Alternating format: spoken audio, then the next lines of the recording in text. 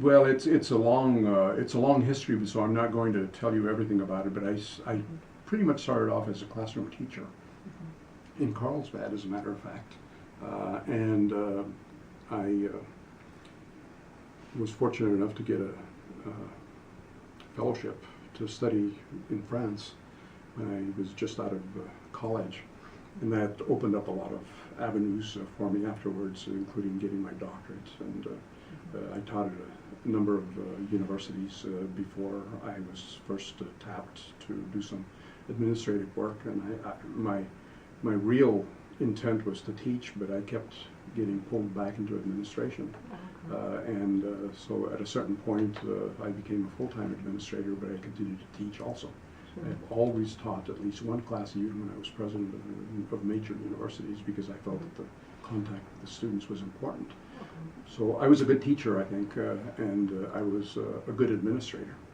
But I've had administrative positions in a number of places, including being president of, well, I think you have the history of which universities I've been the president of.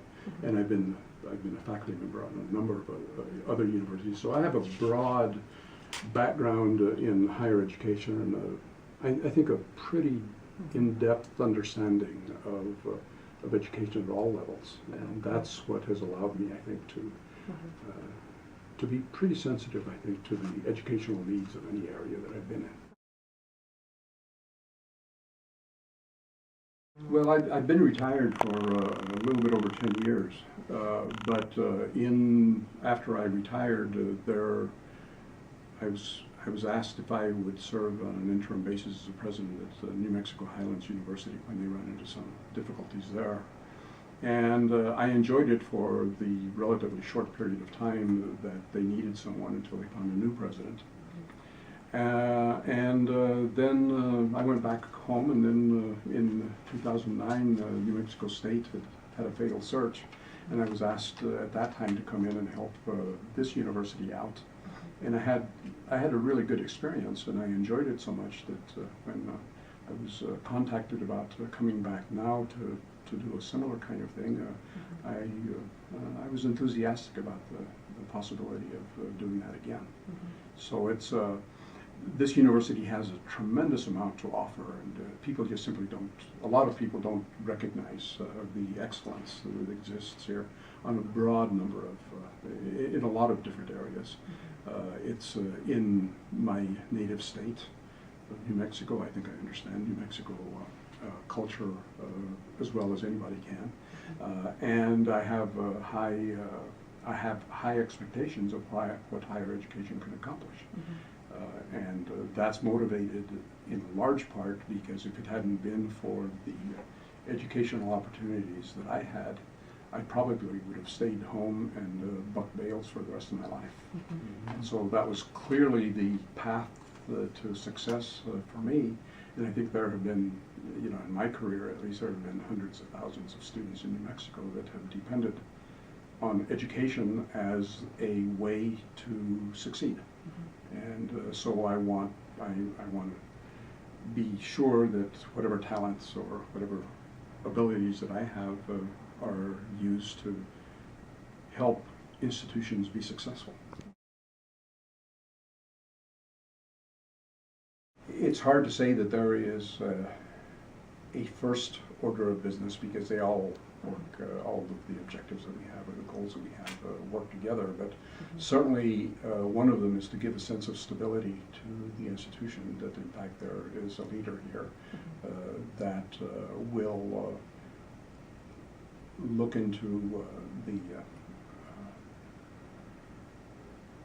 the core values of the institution, and that will take into account all of the advice, both excellent and bad, that I will be provided. So that's why I'm having as many meetings as I'm having at this point. And so one of those results, I hope, is going to be to have a stable university environment where people, both at the university and in the community, feel that they're being listened to. There are budget matters that need to be considered. We have a proposition see that I need to get up to speed on so that I can help support that. And then there are the relationships between the Las Cruces campus and the other campuses. There's a board meeting that's coming up in the immediate future, in fact the day after tomorrow, no, on Sunday I guess, that I'm preparing for. And so those are very immediate kinds of activities or goals that I'm involved in. Ultimately, I will be here until a permanent leader is selected for the institution, and I hope that during that time period, that not only are we going to provide the stability that's needed in the institution, but also get some initiatives started that the board of regents is interested in accomplishing. That is a serious matter, and fortunately, I think the university jumped on that immediately, and there is a task force that was assigned to make sure that the students that were in that program were accommodated, and they have been, in the sense that they have all been accepted into the program here at NMSU, and they've all gotten scholarships to support them during that time period. That's a really, really important accomplishment, I think, because it speaks to the value that this university places on its students.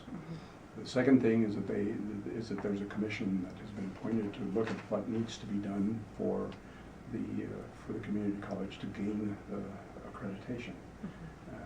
It's not a simple matter of just simply reapplying for accreditation. I mean, there are standards that have to be met, and I don't have any doubt that those can be met. And then there is a strike force, I think it's been called, that has been appointed to help determine what is done in the future. So those things have already been done. I will meet several times with the appropriate people at the community college and within the university to monitor where it is that's going, to make sure that we're making progress that needs to be made so that they can have accreditation, and we need to understand what happened. And that's so we'll be looking into that rather seriously.